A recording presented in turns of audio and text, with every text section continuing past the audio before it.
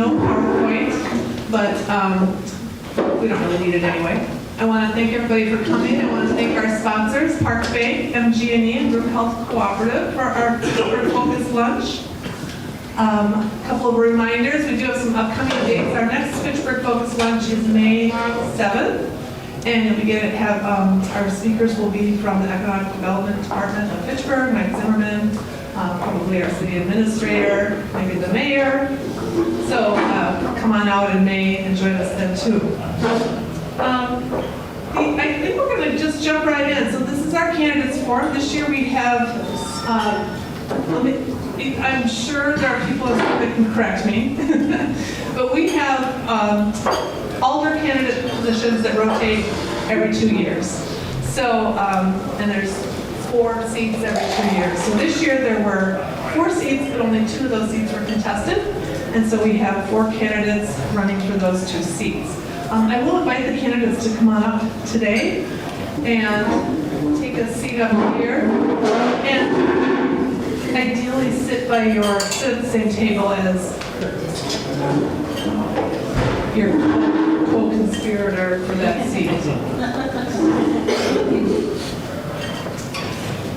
And what we did is we asked residents and businesses to submit some questions so that you can get a better idea of who our candidates are and why they're running for office. We really appreciate all candidates for volunteering to serve the city. We are also, I'll remind everybody, recording from Back TV today, and so not only will the people in this room hear your answers and get to know you a little bit better, but then the Back TV will be playing that throughout now and April 2nd. Is that right? Correct. Before we get started, I would like to just have other elected officials that are here today stand up and introduce themselves, just so everybody gets an idea of who's helping run our city. We'll start with Joe. He just went. I thought 41 was like, not yet there. Hi everybody, my name is Joe Maldonado. I'm on the Fitchburg Common Council. I've been in this seat since 2020, right when the pandemic started.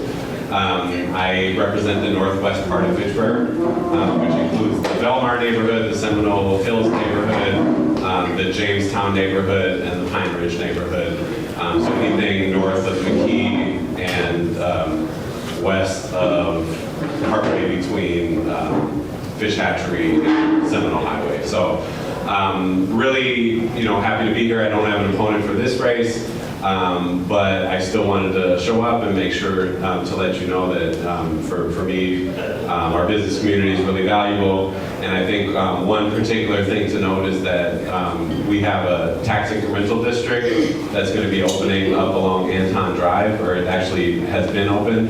And there are several vacant storefronts in that business. One in particular is the Quick Trip that's off of Williamsburg Way. There's also some other buildings that are up for sale. So I think as you think about kind of small business owners who would be interested in being in that space, please consider Fitchburg, please consider District 1 as an initial home. Another thing that I just wanted to list is that we are in the phases of a feasibility study for a future teen center.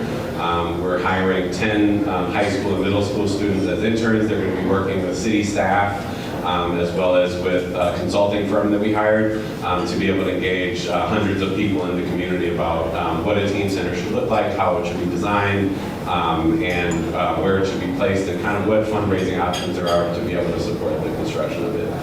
Also, one last thing I wanted to share with you all that I'm running for Wisconsin State Assembly, District 47.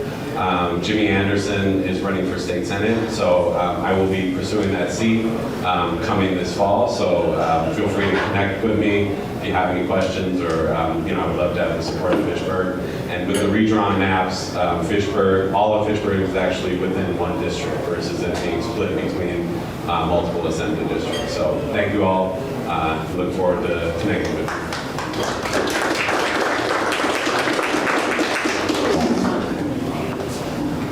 Hi everyone, this is Julia Dantzler. I am the mayor of the city, and I want to say welcome. Thank you to the chamber for organizing this event. This is a great event for all of you to learn more about you guys, because two of you are going to be in the council after April. So thank you for doing this, for running with me, and I am very, excited about this. So the other thing I want to mention is we have 2 new position opens in the city of Fitchburg. We just created from the last year, this the 2024 budget. This one is housing specialist. So anyone with a housing skill and looking for changing job, we have one position open, and the other one is a community specialist. This is another new position. So please reach out to our website. The description of the job description are there. So if you have any question about this, let me know. So we are excited because we are hiring for this 2 new positions. And we have plenty of other new great things happening in the city. So reach out to me or to some of the other others if you want to know more. Okay, thank you.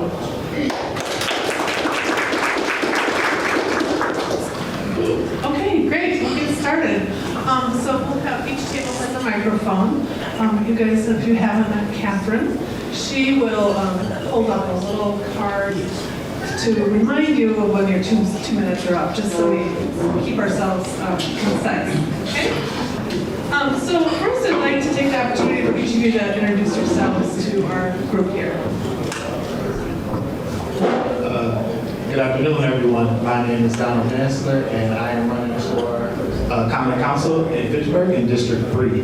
I'm originally from Joliet, Illinois. However, I've resided in Wisconsin since about 2007 when coming to college. I was a former athlete in the UW system, left for a while, played basketball overseas in Amsterdam for a while, then came back to Madison, Wisconsin for graduate school to pursue the PhD program. I'm talking a little louder, so I'm getting interrupted out there. But currently, I work in education. I've been in education research and evaluation for about the last 10 to 12 years at the higher education level and at the K-12 level.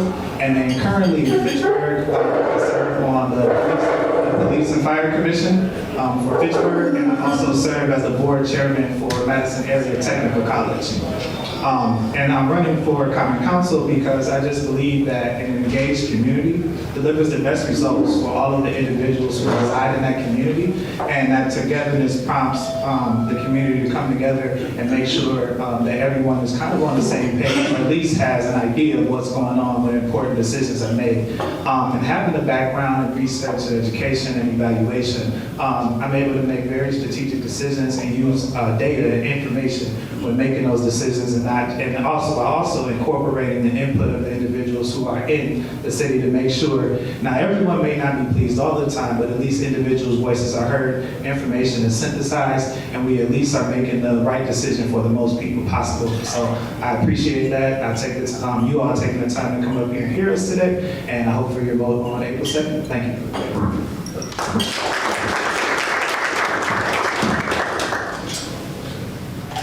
Hi, my name is Patrick Wilson. I've been a resident of Fitchburg for 8 years, and I would just like to say thank you to the Fitchburg Chamber for hosting this event. It's great to be here. So again, I have been a resident of Fitchburg for 8 years. These last 2 years, I have been on the Fitchburg Library Board. I grew up in Houston, Texas, where I went to Rice University and double majored in bioengineering and economics. And I came to Fitchburg to work at Epic, my first job out of college, and I was at Epic for 8 years up until this last fall when I decided to leave and go independent and start my own small business. At Epic, I was on the technical services team where I did things like financial risk escalation management and inpatient charging. So I'm quite used to being on large, complicated projects, dealing with financial regulations, making those prudent decisions for our customers and helping them make their best decisions. I am an active triathlete and a frequent user of the bike trails and nature trails in the area.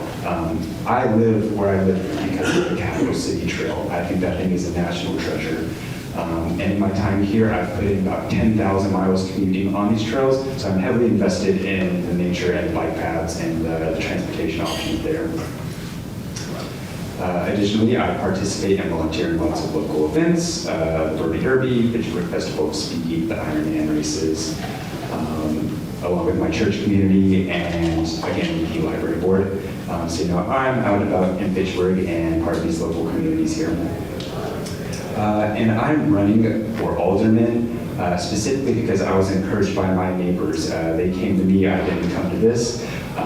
They knew that I was already passionate and involved with the city and trusted that I could represent their wishes and do a good job and take this role seriously. So I'm doing this on behalf of my neighbors, and my goal is to handle issues in Fitchburg for Fitchburg. And with my long-term goal of seeing Fitchburg be a great place where my friends and family can establish our roots and make this into a long-term successful community. Thank you.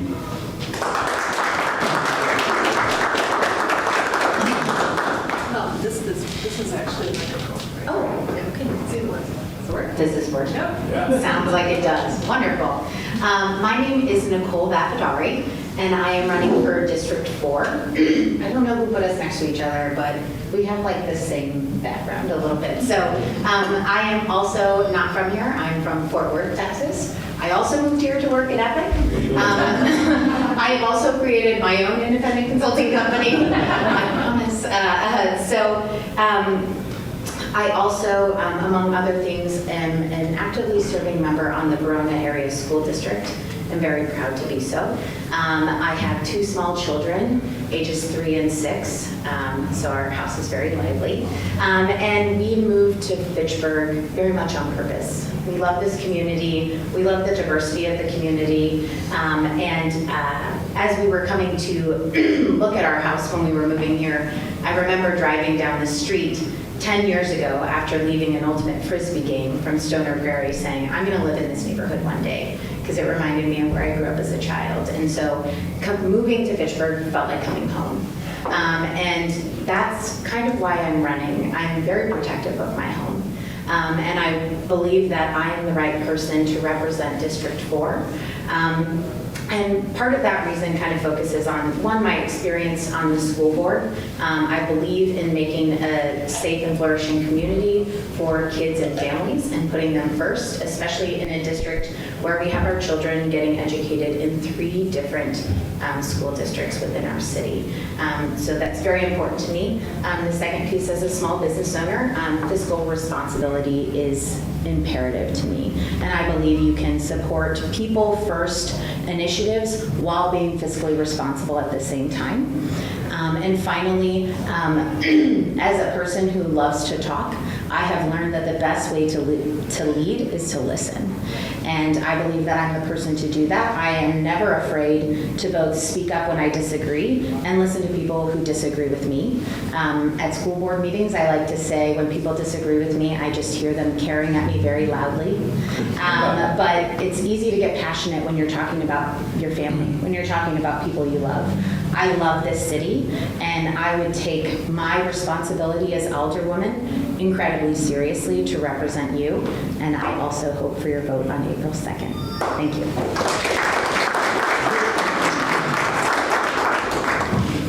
Thank you to the Chamber for this opportunity. My name is Marc Jones, and I've lived in the township and the city of Fitchburg all of my life. I lived somewhere on Sain Road my entire life. I served on the town board when we became a city. And there's only 2 of us left alive that were in that group. I'm one of them. I was on the second city council. I've served on various committees in the city, and currently serve on Ag and Rural, and I serve on the Veterans Memorial Parks Committee, and we refurbished the Veterans Park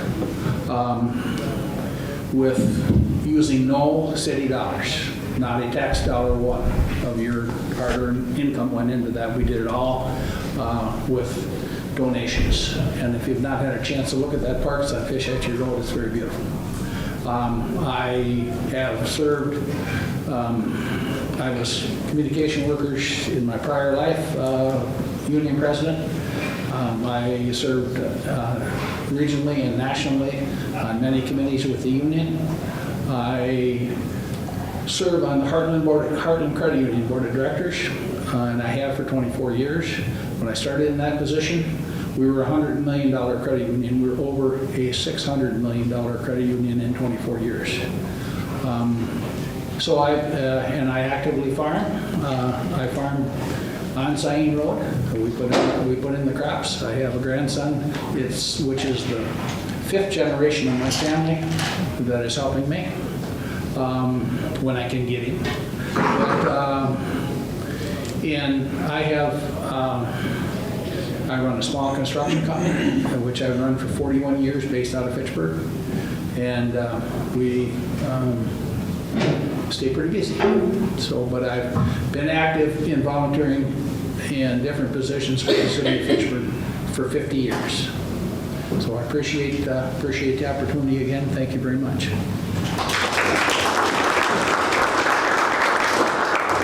Okay, we'll jump in. We have 4 questions that were submitted today to kind of to get to know our candidates a little bit better. I don't want to throw you guys for a loop, but I'm going to start with question 3 first, just because it's the most exciting question that this group might want to be interested in. So our first question submitted was, as we all know, an update to Fitchburg's comprehensive plan is scheduled for 2024. In fact, I think we're in the process of getting to work on it. So what would you like to see during this process as we update the plan? What do you think that the city needs to address during this plan update? And I think, again, correct me if I'm wrong, but the last plan update was 10 years ago? No, 2019. Let's call that a mini update in 2019, but a thorough comprehensive plan about 10 years ago. So lots happened in the last decade, lots happened since 2019. So again, can we start with you, Donald? In about two minutes.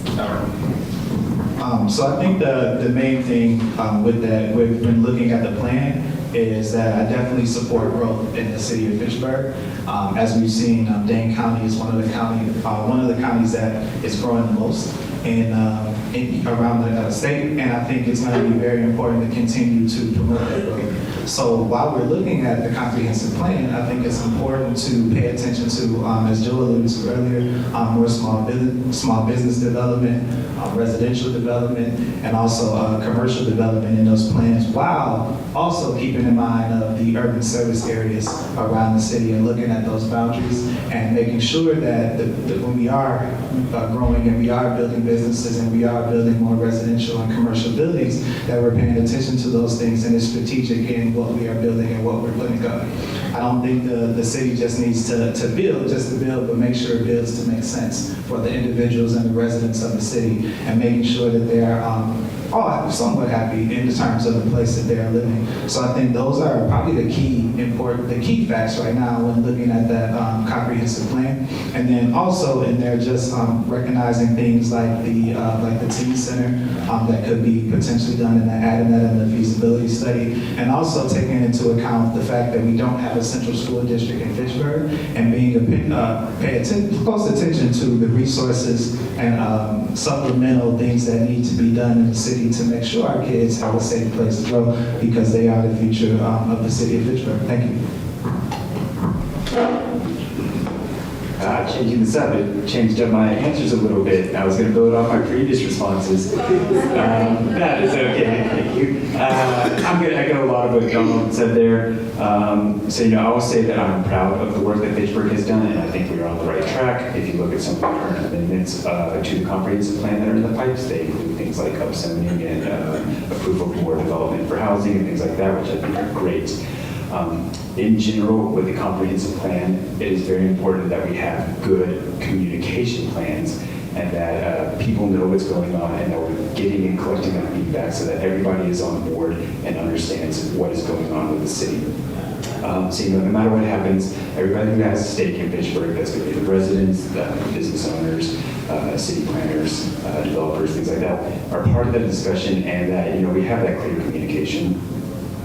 As regards to the plans themselves, we need to, again, ensure smart long-term growth for Fitchburg by planning for it now. That means continuing to look for new opportunities in the future. Right now we're looking at the Greenfield projects, the South Stoner Prairie, things like that. But where are we going to be going after that? So I think we need to be proactive in coming up with those plans sooner rather than later, instead of waiting for these current projects to finish up. We need to have a pipeline of projects where we're starting things up and finishing things up, and not just waiting around because then we're just going to keep falling further behind. So, what do those projects look like? So, maybe that we have the East 14 Highway corridor, so what's going to happen there, and then just planning in general, spreading this throughout Fitchburg. So right now, a lot of planning and development is happening on the east side and moving towards the south. I would like to, engage with the community and see what's going to happen in the north and what's going to happen in the west. Get that feedback from the communities and the aldermen there and the developers, and see, where else can we be growing, what else can we be doing outside of just this east development area. Thank you. I think you can put that over too. Thanks. Yeah, so I think the kind of building on what was said before, both of the neighborhood plans that were mentioned are in our district. Those are our district neighbors. And so I think kind of to build off that, the biggest point, or the first point, is really focusing around community input. When you're changing someone's neighborhood, it matters that you talk to them about it. It matters that they feel included. Even though we're not going to agree on every single thing that we do, I think it's really important throughout all of these discussions to have really good community engagement. And I've seen that, and I've seen being a part of that, and I think that should continue. The other piece I would really want to focus on is more forward-looking in terms, and again, this kind of builds off of the previous question, of Wisconsin's potential distinction and Madison's distinction of a tech hub. And how do we really get some of those dollars and revenue that is there to be had?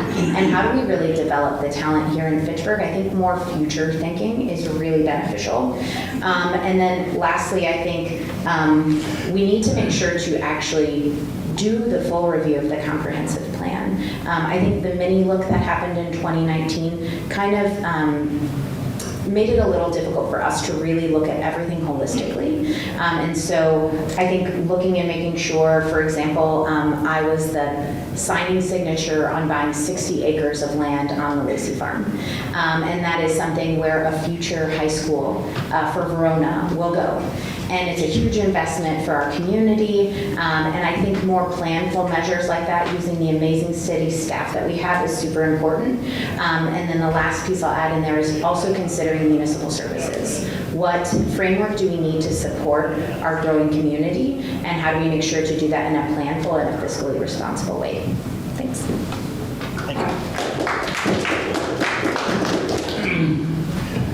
The comprehensive plan is required redone every 10 years, but it can be done sooner than that if the city deems that's necessary. As we look forward, we need to remember looking back for a reference point isn't all bad. And I support a redevelopment as we go through the comprehensive plan. We have several apartment buildings that are in the 70s vintage. And they're problem areas if you talk to the police department. Can we take some of those and change the density of those, redevelop those? We can use some of the TIF districts. There are 3 TIF districts in areas that are already there. We can enhance those districts and redevelop those areas. The advantage of redeveloping those areas is you don't create more traffic. There are mass transits in that area now, and by redeveloping it and doing a good job of redeveloping it, we can make that area, instead of the Greenfield area, for example, and that's the neighborhood, but Greenfield development is easy because you just have some bare farmland that and you carve in the streets and you build houses on it, and it's easy. Case in point is just across the street. But to redevelop, you have to be a little sharper to do that. So the redevelopment is an opportunity for us to do that and use the same transportation corridors. I think we need, as we're looking at the comprehensive plan, we need to develop an agriculture. We all say how we love the agriculture, but nobody wants to really step up and say, let's save some of the agriculture, because we aren't doing that. And how can we are 5 miles away from one of the best universities in the United States, the best ag universities in the United States, and we haven't done a thing to work with them to develop an ag program out here. But we have to step up and commit that we're gonna save some of the agricultural land. And when we incorporated, that was one of the promises that were made to those of us who were in the town board, that there always would be a place for agriculture, and that we weren't going to pave the entire city. And that's my fear. That's one of the reasons that I'm here to voice an opinion from the minority. Because if you have a 40-acre farm and you develop it, and you have 40 houses on that farm, and I have one on mine, you have more votes than I do.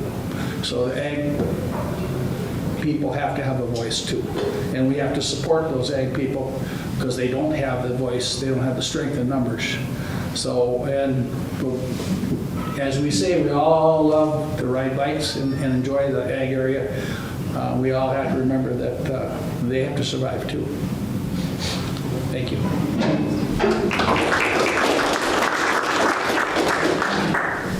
Sorry, I went off road on you guys. I didn't put as much thought into it as you did. So we'll go back to question one, and we'll start with you, Mark, this time. Sure. If elected, what is your number one priority that you would like to address during this term for the residents of Fitchburg?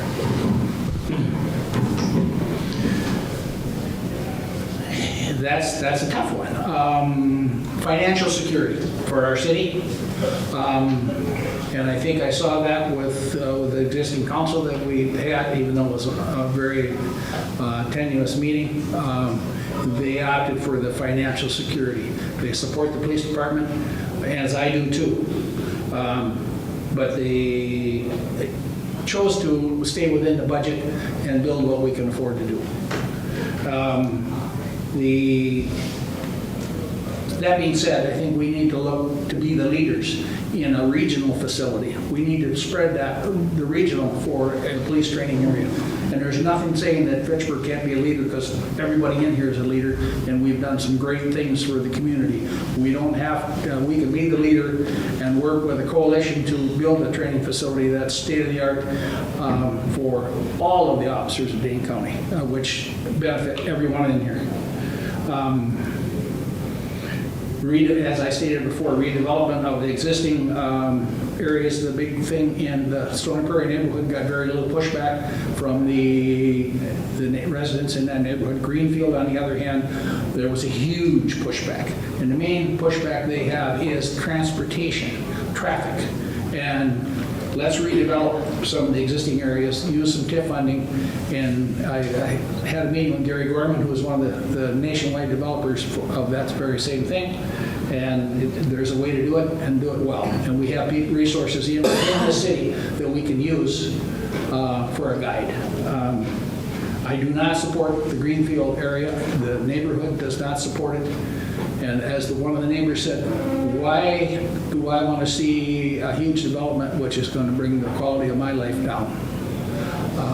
And if you look at the Greenfield area and the eastern part of the city, it butts up to the town of Dunn. And the town of Dunn, when we became a city, chose a rural route. So by keeping the east and the south more rural, it more fits with the town of Dunn area. And I think that whole region can stay agriculture and add to the quality of everyone's life that's sitting in this room. Thank you.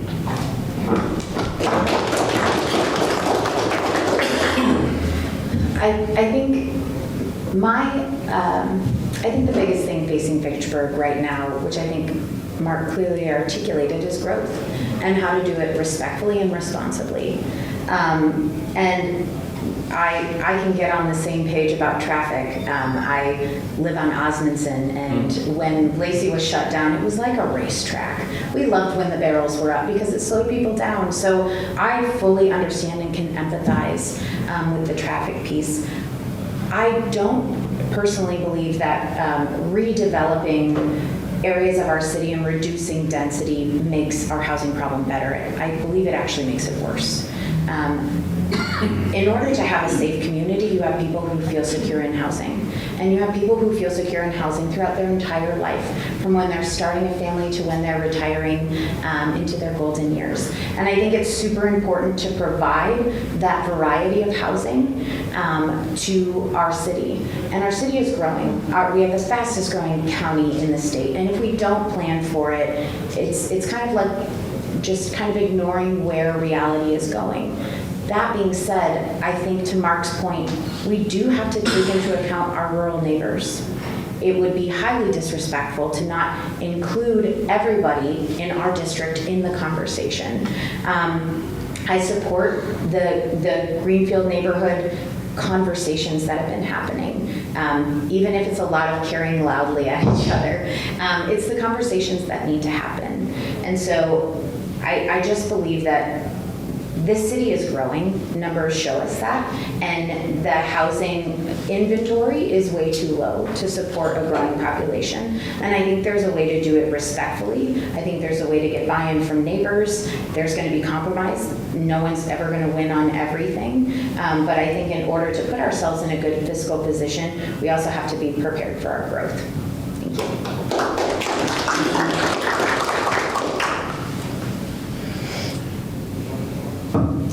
I love that we're all talking about the same things. So my number one issue, affordable housing. Prices are going up. It's becoming very difficult to get a home, especially for first-time buyers like me and my friends. The reports over the summer came out saying that the Madison area, the housing prices are going up faster than anywhere else in the country. And so, that's a problem. So what do we need to do to fix that?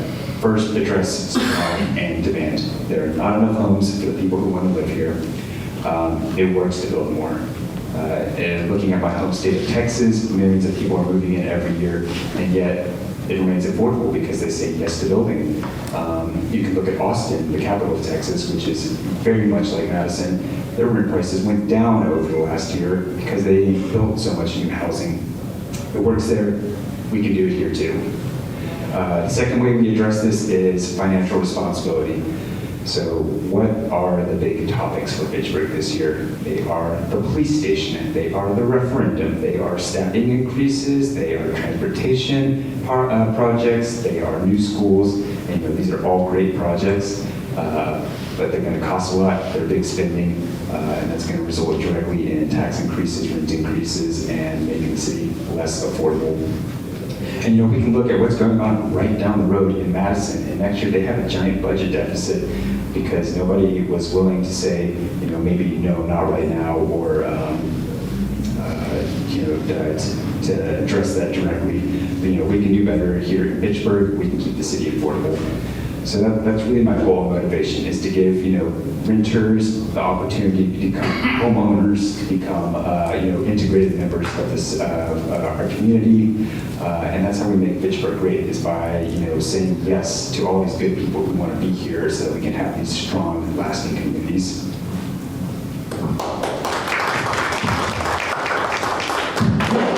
Yeah, this is a tough one to go last on because you kind of heard everything. Seriously, I think housing is one of the biggest issues that we're seeing, and Fitchburg isn't exclusive to this issue. This is not something that's just happening here. The shortage of housing is indeed a national concern as well, as pretty much everyone has already said. We're basically seeing new housing has not been keeping pace with the growing demand since almost the recession. And this places upward pressure that we're seeing on housing prices for both new homeowners and also renters alike. So we have to be mindful about how we are building and also providing diverse options for individuals who want to come and live in Fitchburg, the opportunity to do so.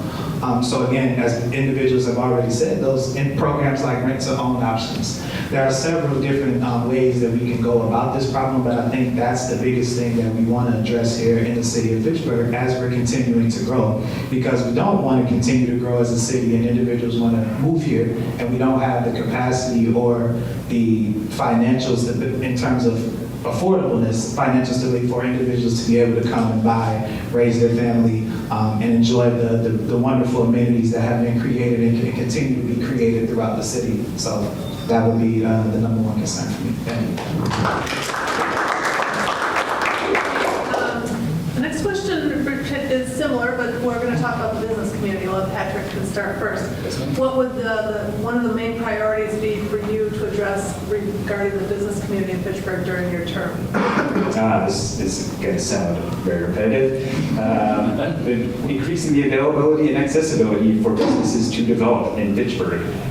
When I talk to people, I get two very common complaints about businesses in Fitchburg. One is that there's nowhere to go as a business in Fitchburg. I have neighbors who have their own small businesses, handful of employees. They need a building to house their equipment and work. And they didn't have any good options in Fitchburg. There aren't too many vacant buildings, and that's a good thing. But it means that they have to move out of the city. And I know from participating in a lot of these building and development meetings that companies are requesting to come into Fitchburg. People want to come build here, and we don't have anywhere to put them. So, we're constantly saying no to good opportunities, and that's a problem. Similarly, on the flip side, access in our district, over the Lacey Road area, there are no businesses, there's nowhere to go. People want grocery stores, they want restaurants, they want these shopping and retail outlets, they want places to work that are close. But right now, you have to drive. There's nothing close. There's no good way to get around. So I would like to see that addressed by, saying yes to more of this development and, make it so that these communities are walkable, that people can do these things, right next to their home. So, overall, the problem is, people want businesses here, and businesses want to be here.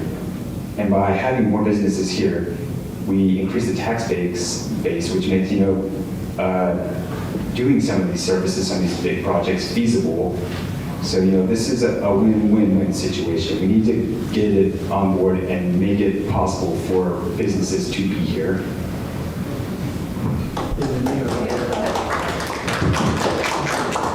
I agree a lot with what Patrick said. We definitely want to open the doors for individuals who want to have businesses here. But I also think we have to come with the times and the creativity that's been had since coming out of the pandemic, in the way that a lot of things have moved virtually, or a lot of people are working from home, and a lot of those other things that individuals are doing for businesses, we need to think about that possibility as well. And with that, I think coupled with that is the misalignment of skills mismatch, or where businesses are being able not to hire the amount of individuals that they need to hire and have them ready to work on day one. So I think, yes, it's important to bring individuals in, but also we need to do more work with, for example, being board chairman at Madison College, we talk a lot with neighboring businesses about making sure that our programs and our coursework and all of those things align with what employers want to see for when individuals are graduating from here, and whether they're matriculating to UW and then going into the workforce, or vice versa, but having the skills and the necessary information to be able to work on day one. Because businesses are spending lots of money on development of new employees and these type of things, when we could work with our educational institutions to mitigate some of that money that is being spent and turnover from having it go through another hiring process because someone may not have been ready on day one to work. Similarly, we talk a lot about that on the Police and Fire Commission about recruitment and where we're able to get individuals from. So I think we need to visit that as well and look at where we're recruiting individuals from, and to be able to get more individuals in the pipeline to increase the workforce development, so we have people ready to work if we're going to be able to build more businesses, more small businesses, and support those things moving to Fitchburg.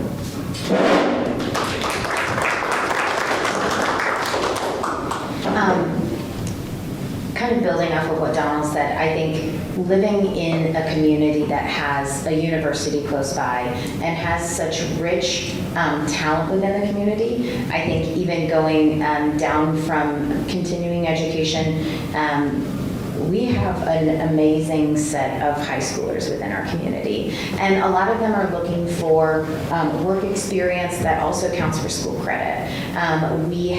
We're very proud of our new high school in the Verona Area School District, and it includes an entire tech wing that has rural and ag skill development, as well as we have kids graduating with certifications in professional welding.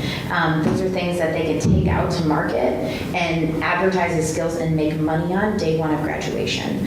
And so I would love to see a lot more interfacing between business communities and even the high school community. I think the other piece to focus on that hasn't already been brought up is making sure that those who do require a brick and mortar presence to run their business enjoy fair tax evaluations. I had the pleasure of serving on the Board of Review for the City of Fitchburg, and my job, along with my co-committee members, was to ensure that folks who came to that meeting felt as though their evaluations of their tax dollars were fair. And there's this balance, right, between garnering enough taxes for the city and for growth to continue to move forward, but also making sure that the taxpayer is being levied in a very fair manner. So I think really bringing a mindful presence to that balance is also going to be a really good way to support the business community here.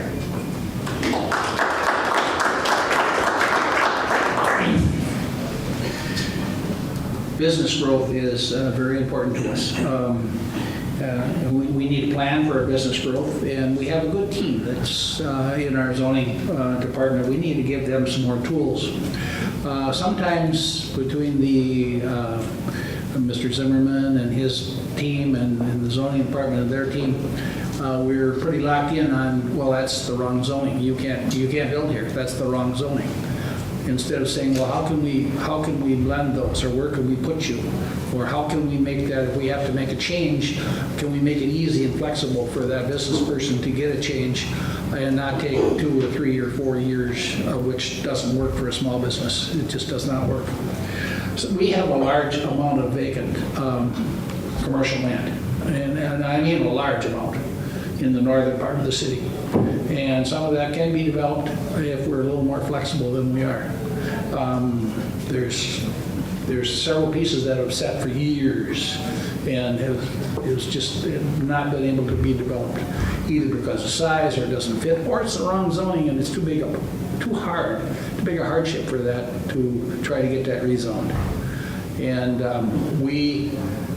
I don't want to see us develop the hurdles that a business owner has to go through as we see to the city to the north, because it's very, very difficult to work within their structure.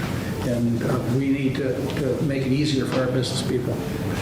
And redeveloping some of the existing apartment buildings, in some cases, because the transportation is already set up for those areas, we can build very nice structures.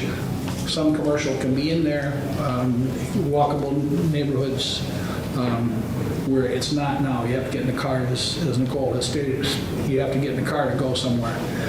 And some of those areas, if we redevelop them and focus on that, we can make it so it's easy to stay within your community. Thank you. So we just have one question left today, and I'll give you guys an opportunity to answer that question. And then also, if there's anything that we didn't address today that you would like to address as a candidate before we say goodbye, feel free to do that. So I'll start with you, Nicole. So as an alder, an alder is a leader of the community. So, and you particularly need to show leadership in multiple sectors with multiple different demographics. Can you tell us a little bit about your leadership style and what you'll bring to the city of Fitchburg? Absolutely. When I think about my leadership style, 3 key traits come to mind. The first one to me is curiosity. The least favorite skill when I put in a job posting, all recruiters are like, thanks, you want me to find someone who's curious. But it's actually a key part of my job. I'm a consultant. So if I go into a client, I have a client who has a national chain of addiction recovery centers. I have never coached someone through addiction. I have no idea what that relationship is like. And if I go into that conversation thinking I know the end solution, I've missed the point of my job. My job is to go in, ask questions, and understand more about the lives and the processes and the entire thought around that person's perspective. And that's what I bring to service on a board. I'm never going to have the experience of someone who is at the same time a young mother and someone who is a retiree. But I sure can listen and ask questions to the person who is enjoying their retirement. So I think a natural sense of curiosity is key. The second point that leads into that is listening. I love listening to people. I love talking to people, and I love listening to them.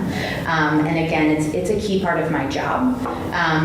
And the third piece is authenticity. I think people know when you're telling them a line to tell them a line, and I think people know when you're talking to them to learn to understand more. And I think it's really important to go into conversations and say, hey, can you tell me more about that? I met with a group of farmers at the beginning of running for this seat, and they said, what do you know about farming? And I said, well, I've never been a farmer, so to tell you I know everything about farming would be the most disingenuous thing I can tell you. But I understand what it's like to want to preserve your land as a father who is an immigrant and had to leave a country and all his land behind. I understand key parts, and those that I don't, I am willing to listen and willing to work within the communities who know their lives the best. So I think that's the type of leadership that, if elected, I will bring to the City Council. Thank you.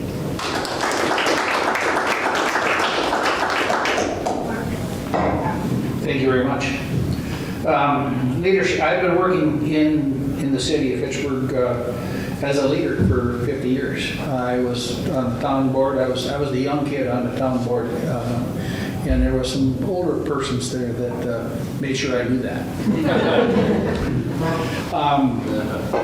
I was on the city council. Like I say, I've been in the committee structure with Ag and Rural and the vet community, the vet park community, working with veterans who were adamant about not taking any city money, not taking any of your tax dollars, because there was plenty of places that you should be spending those dollars.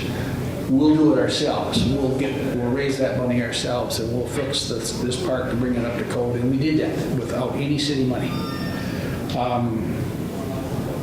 Like I say, I've been on the board of directors for Heartland Credit Union, which we've seen incredible growth.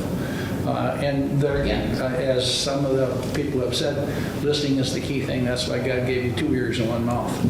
That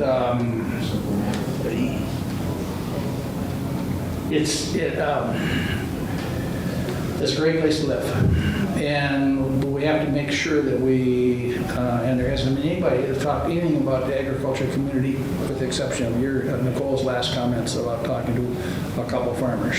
And I actively farm, and for many years, when farming people had questions, I was their first call, even though I was no longer on the town board or the city council. So, and I still get some of those calls. It's about trust, and in that community, I'm quite trusted because I'm part of that community. So, transportation is a huge part of this. The biggest complaint we have is transportation. And if we can redevelop some of the areas where we already have transportation corridors, and we have good biking areas where they can bike safely, and I think we can better serve than the paving over of the farmland. Thank you.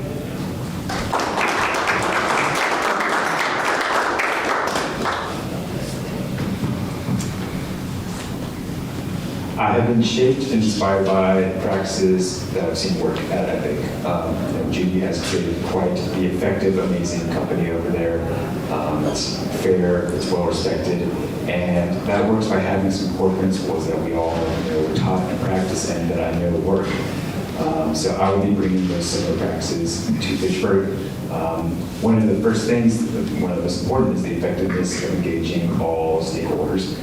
So that means getting the residents, getting the city leaders, getting the business leaders all together, and providing their insight. Everybody's going to have valuable insight and understand different aspects, different problems, be able to address different concerns. And so having people working together and able to understand the problems that each other have and come to those solutions together works way better. It was never a good project when we had the CEO who come and say, I know best, I'm in charge, we're doing what I'm doing, or when the doctors would say, I'm smarter than everybody, so my way or the highway. That was never a good project. So I understand that, I have these goals, but at the end of the day, the mandate is to do what these communities agree upon. Second, saying yes if, not no because. So, we have to be working towards solutions by coming to compromise, coming up with a compromise and finding ways to address issues. So, saying yes if, saying yes, we will do these projects if we can do them affordably. Yes, we will do this new project if we can consider the natural concerns. Not no because, there is some potential issue. We need to, be moving forward and having that positive attitude. And then finally, keeping commitments.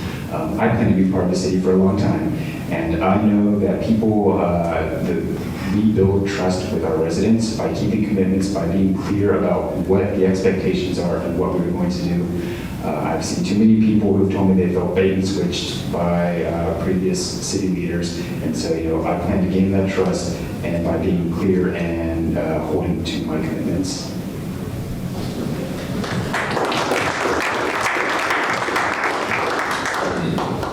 I think it's important to note leadership is something that's very subjective to the individual that you're talking to.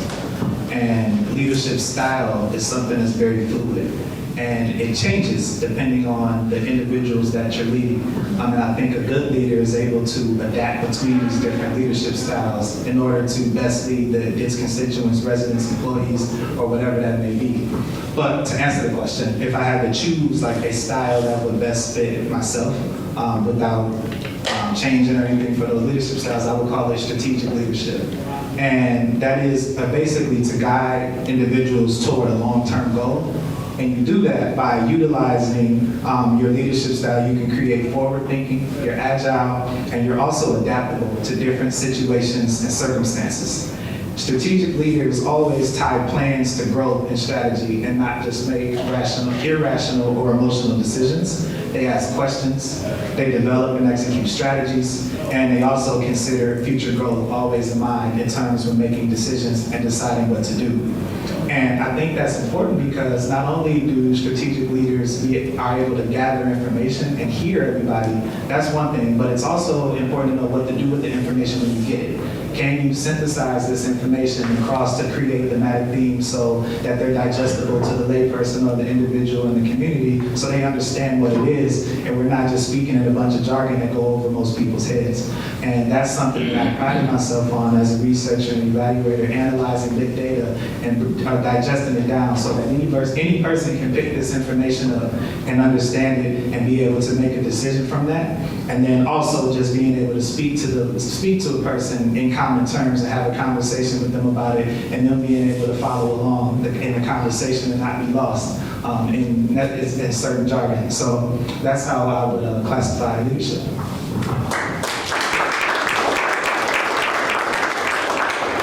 Okay, well, that's it for today. I can probably safely say that everybody has a big decision to make. We have 4 excellent candidates here, and we really appreciate your time, not just today, but your willingness to serve on the city council. So thanks everyone for coming, and good luck to all the candidates.